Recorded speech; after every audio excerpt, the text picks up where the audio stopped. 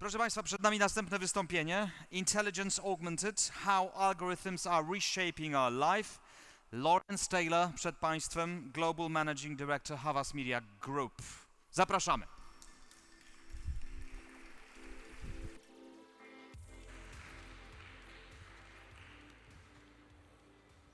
Hello. I've promised to be a bit quick because I think everybody's starting to be hungry, so I'll accelerate. Thank you for all being here and all attending.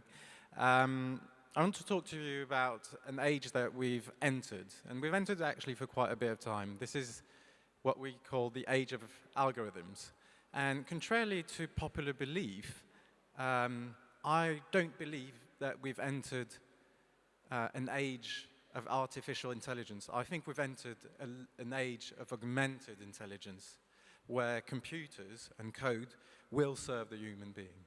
And algorithms have already shaped the world. They obviously, and everybody knows about that, they help us to make our search as relevant as possible. They help to curate the content on the social sites on which we are. But they also help us in things that we don't pay as much attention. And Frédéric was alluding to that. They help us in making traffic less cluttered. They help to optimize traffic lights. But also, they help to write songs. So did you know that in 1997, Cher released the song Belief? It was the first song to be released with the autotune algorithm. And that was already 20 years ago. That's how impactful and how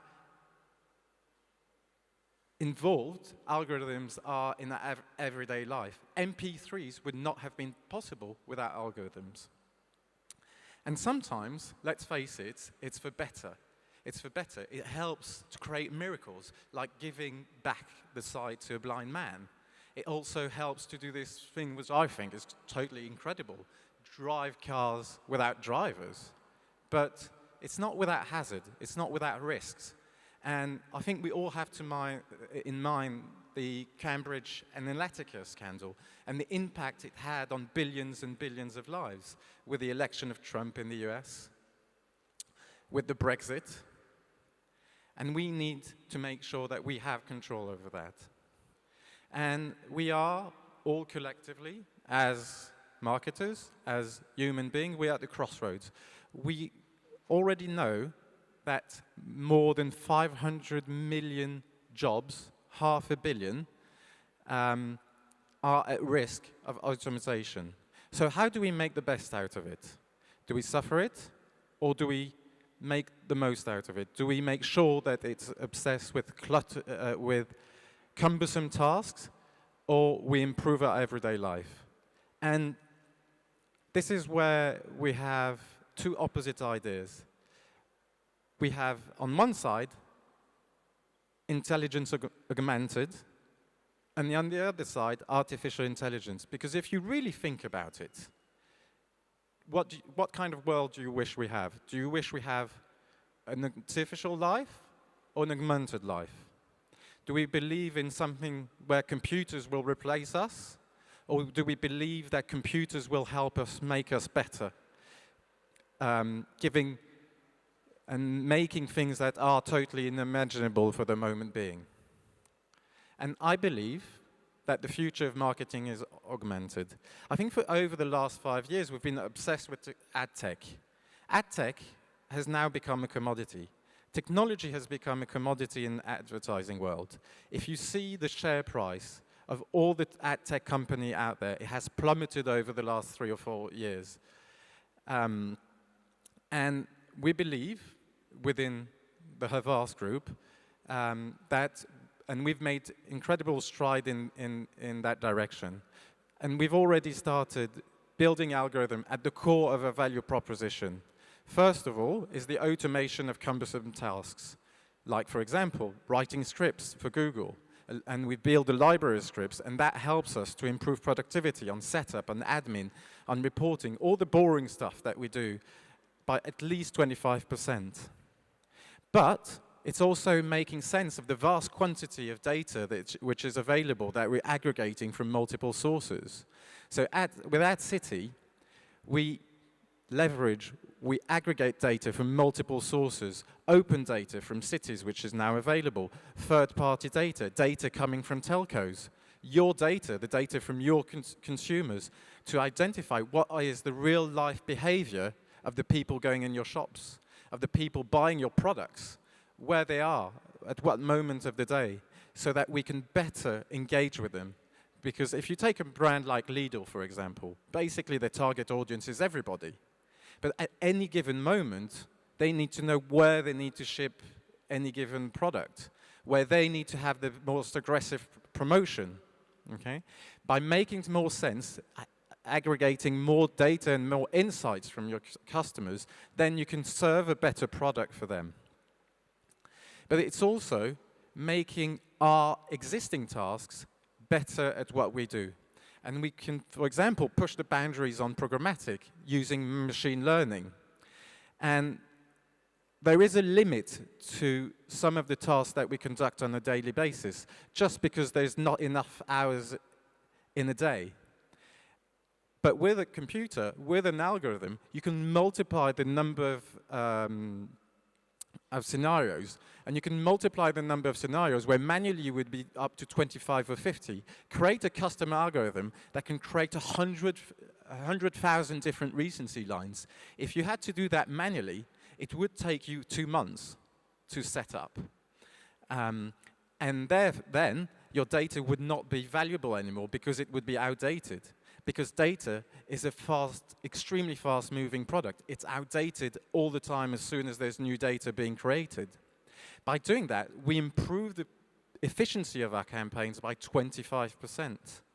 We increase the number of sales by 38%. But this is really just the beginning. It's really the tipping part of the iceberg. We're literally at the very beginning of this story. Imagine all the things that we're going to be able to do. Some of the things that we studied in school, but we were never really able to put in place because of limitation in terms of workload, because of limitation in number of people, because of limitation of available data, such as scenario planning, telling you out of all the different options, what is the best possible outcome. In-depth predictive analysis of the output of a campaign. Recommendation engine that allow you to know what is going to be the optimum mix in terms of channels, but also in terms of data usage and in terms of formats and in terms of recency. But also prescriptive advertising, meaning based on the specific output, what is the input that you need to have? If I need to generate X thousand sales, how much money do I need to invest on promotion? How much money do I need to invest on paid media? How much money do I need to invest on improving the actual product? All those elements will become available, and they will become available. We are literally just a few steps away to do that. But to do that, we really need to drive a change within the agency, within the marketing world. We need new organization. We need flatter, more agile organization with a new data horizontal backbone to it. And you need those new types of talents. 3 types of talents that I want to identify specifically. People that can field, score, and secure your data rangers. Then people that build systems, that build organization and structures to be able to enhance that data architects. And finally, people that create segments, people that build advanced analytics, people that will be able to build those custom algorithms to bring additional revenue, to create additional impact, which will drive increased engagement with better learnings, data scientists. Those talents put together will really shape the future of marketing and agencies. But, and this is my final slide, we have literally a new future in front of us. It's 10, 15 years ahead of us. They are, for the moment, small initiatives on it. It's quantum advertising. The power of quantum advertising would radically change the way computers have an impact on our everyday life. Away from what we do as marketers. In finance. In finance, security is done with codes. Those codes are so lengthy that any given computer cannot break them before the transaction is made. So within that fraction of a second between the order and the actual execution of the order, there's no breach in security. But with quantum computing, that can radically change. And quantum computing will make sense of all the data that we're gathering. I mean, Frédéric was talking about the data that we're gathering, but nobody makes sense of all that data. And at one point, quantum computing, combined with big data, I know it's not as much of a trendy topic as it used to be, will allow us to answer some of the questions we haven't even asked. It will allow us to know what are the products that we need to create based on the needs of the consumers. It will answer some of the questions that we haven't really formulated already.